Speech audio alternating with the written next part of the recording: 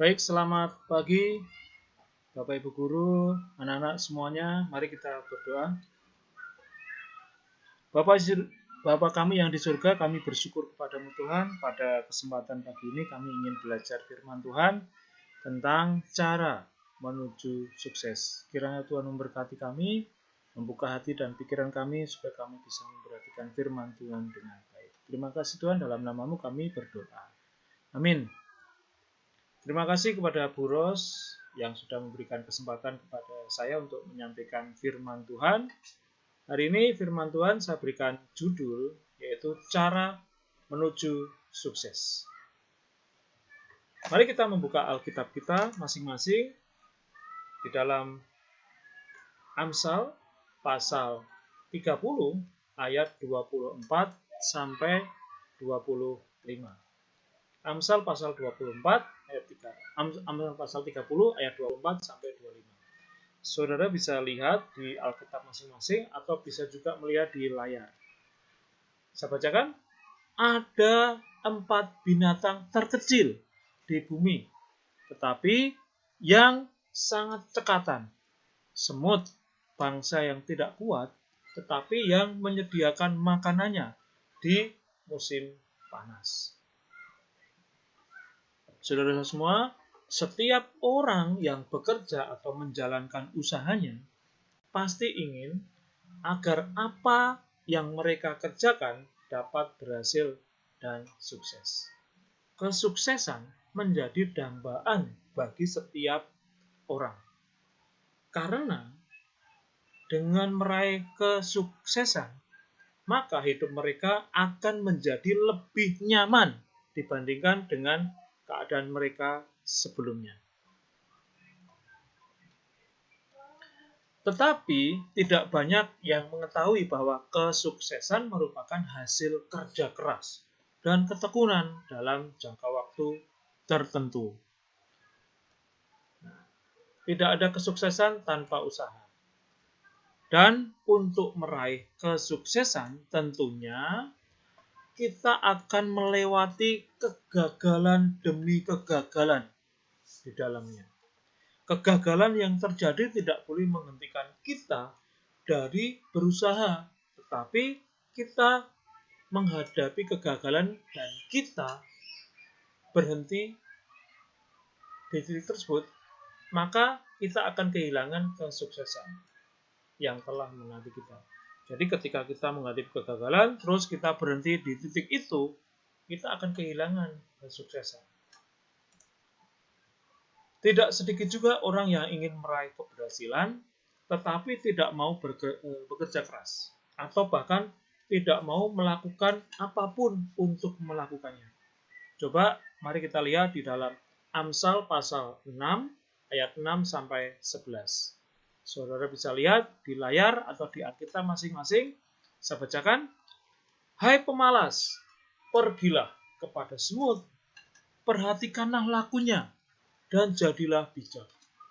Biarpun tidak ada pemimpinnya, pengaturnya, atau penguasanya, ia menyediakan rotinya di musim panas, dan mengumpulkan makanannya pada waktu panen. Hai pemalas, berapa lama lagi engkau berbaring? Bilakah engkau akan bangun dari tidurmu? Tidur sebentar lagi, mengantuk sebentar lagi, melipat tangan sebentar lagi untuk tinggal berbaring. Maka datanglah kemiskinan kepadamu seperti seorang penyerbu, dan kekurangan seperti seorang yang bersenjata. Lalu apa yang dimaksud dengan sukses? S-U-K-E-S-E-S, sukses. Apa sih maksudnya? Saudara bisa lihat di sini. Sukses. Yang pertama adalah usaha. Usaha. Terus. Usaha terus. Meskipun situasi semakin sulit. Jadi sukses itu adalah sebuah singkatan, yaitu usaha terus meskipun situasi semakin sulit. Usaha terus meskipun situasi semakin sulit. Itu adalah sukses. Nah, ada 8 cara menuju sukses. 8 cara menuju sukses. Apa saja? Mari kita lihat 8 cara menuju sukses. Yang pertama, saudara bisa lihat di sini adalah passion. Kalau dia ada sebuah gambar, yaitu semangat. Pernah lihat kartun ini? Ya, dia selalu semangat. Passion menurut Kamus Besar Bahasa Indonesia adalah semangat, bergairah, kegemaran, dan sebagainya. Tetapi bagi saya, passion ini adalah sesuatu hal yang menyenangkan. Passion bukan berarti yang membuat kita tertekan. Tetapi passion merupakan hal-hal yang membuat kita semakin senang bila melakukannya. Ya, bila kita melakukan itu, kita senang, itu namanya passion. Passion juga berarti melakukan sesuatu sampai kita lupa akan waktu. Passion berarti melakukan sesuatu dengan kreativitas image yang luar biasa di luar kemampuan. Dan passion itu muncul dari kecintaan kita terhadap sesuatu. Yang kedua adalah kerja. Saudara bisa lihat di sini, kerja. Ada orang-orang sukses yang sudah ada yang jadi dokter, sarjana, pekerja, bahkan tentara dan sebagainya. Mereka adalah dengan cara kerja. Nah, kerja itu adalah kegiatan melakukan sesuatu atau sesuatu yang dilakukan untuk mencari nafkah. Ini kerja. Yang ketiga adalah fokus. Apa sih fokus itu? Saudara bisa lihat di sini. Fokus itu adalah memberikan seluruh perhatian dan upaya terhadap tujuan atau target kita. Dengan memfokuskan pikiran pada target, maka pikiran kita akan terus mencari jalan untuk mencapai target tersebut. Seperti halnya loop atau kaca pembesar. Loop menggunakan cermin cembung, di mana titik fokusnya dekat dengan lensanya. Sehingga jika objek yang diletakkan di titik fokusnya, maka objek akan terlihat jelas, lebih besar dan lebih jelas. Itu fokus.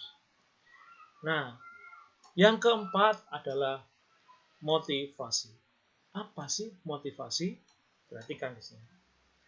Motivasi itu adalah sugesti atau dorongan yang muncul karena diberikan oleh seseorang kepada orang lain atau diri kita sendiri, dari dalam diri kita sendiri. Dorongan tersebut bermaksud agar orang tersebut menjadi orang yang lebih baik dari yang sebelumnya. Seringkali kita memberikan sugesti dalam diri kita sendiri ya, secara tidak sadar. Contoh misalnya begini, aduh kayaknya susah banget nih saya mengerjakan soal itu. Nah, ketika saudara semua melakukan sugesti seperti itu, dalam pikiran kita itu sudah muncul bahwa kita tidak akan bisa melakukan itu. Tetapi kalau kita berikan sugesti yang positif atau dorongan yang positif, tentunya kita akan bisa. Saya pasti akan bisa mengerjakan soal itu. Nah, ketika saudara semua memberikan sugesti yang positif, pasti akan mengalir suatu dorongan positif supaya berusaha bisa. Ataupun mungkin kita sudah memberikan hal yang maksimal, walaupun mungkin hasilnya tidak bisa juga, tapi sudah ada maksimal yang kita lakukan. Itu sugesti. Ini contoh motivasi. Kalau mau jadi teladan, harus bangun pagi, semangat. Itu ya contoh motivasi. Bisa lihat di sini, kegagalan bukan berarti terjatuh, tetapi menolak untuk bangkit. Jadi orang gagal itu sebenarnya bukan bukan berarti terjatuh, tetapi menolak untuk bangkit, itu namanya gagal. Yang kelima, ide. Apa yang dimaksud dengan ide? ide menurut Kamus Besar Bahasa Indonesia adalah rancangan yang tersusun dalam pikiran, gagasan, dan cita-cita. Nah, guru-guru mau mengajar, mereka pasti membuat rancangan. Nggak mungkin enggak. Nah, oleh sebab itu kita harus punya ide, rancangan yang tersusun atau gagasan. Itu ide. Nah, ide merupakan sesuatu yang sangat penting dalam proses kehidupan manusia. Ide yang cemerlang selalu dibutuhkan saat kita sedang mencari solusi dalam memecahkan masalah.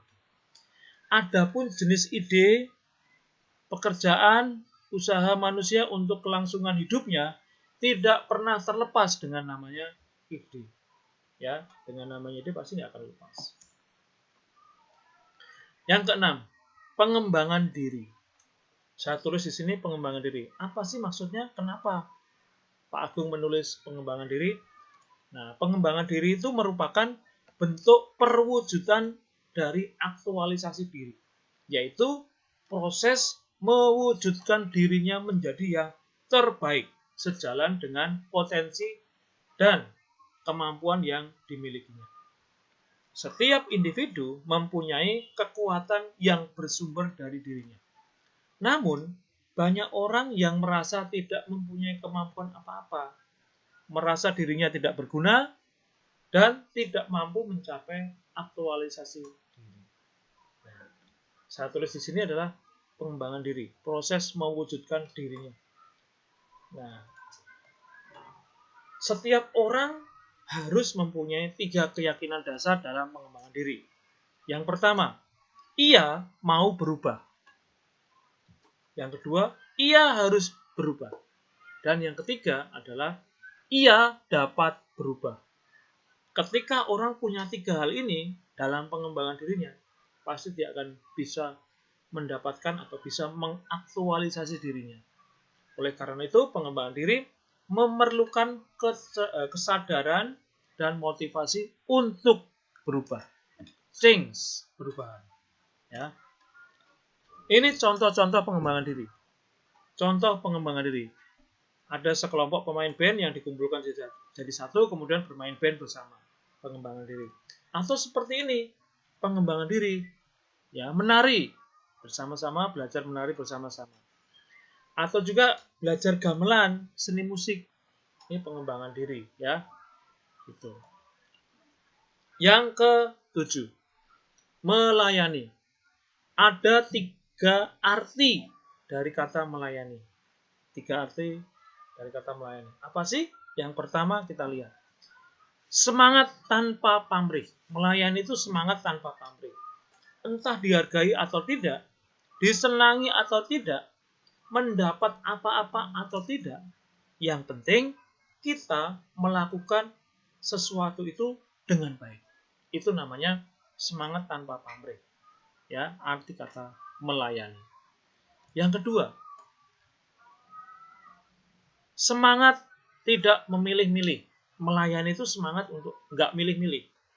Jadi, terlepas sebuah kegiatan pelayanan itu kita sukai atau tidak, kita minati atau tidak, kita tetap bisa melakukannya walaupun kita tertekan, tapi kita melakukannya itu dengan senang hati.